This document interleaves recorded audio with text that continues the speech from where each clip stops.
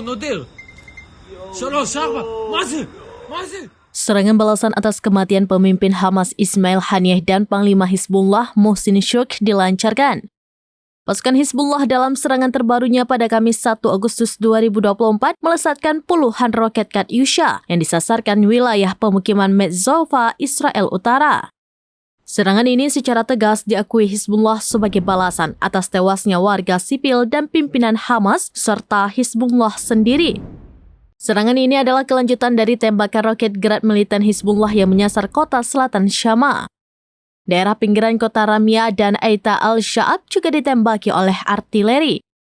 Israel melaporkan serangan udara ini membuat kekacauan di Rasa al-Naqoura, Shlomi, Hanita, Liman.